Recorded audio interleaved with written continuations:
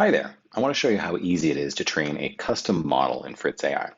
Now, if you haven't already, you're going to need to create a dataset snapshot. So if you haven't done that, go over to the datasets section and complete that step first. Now, we're going to pick up with training. So here, I'm going to go on the training screen and say, train a new model. We're going to give this a name, and we're going to select the snapshot, which we previously created, in this case, doorways 1.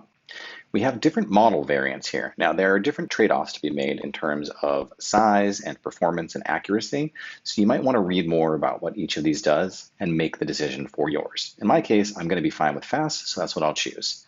We automatically generate a name here called doorway seg fast, which seems good. And then in terms of training budget, I'm going to use the default. 5 is recommended, but you can up this if you want to train, for example, with a larger data set or if you wanted to use more accurate variants. However, generally starting with the default is acceptable. There are a number of advanced training configuration options which allow you to pick up from previous training jobs and things like that.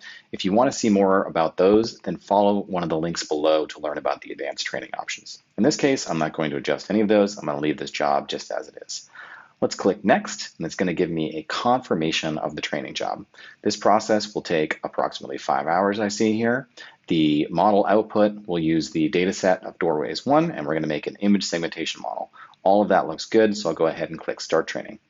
This process, again, will take about 5 hours, but after that, I will receive an email, and it'll bring me back to Fritz AI, where I'll be able to download the model and see a bit about the results of the training job. And that's it. That's the process of training a custom model in Fritz AI. For any more information about this process, just use the links below. Thanks.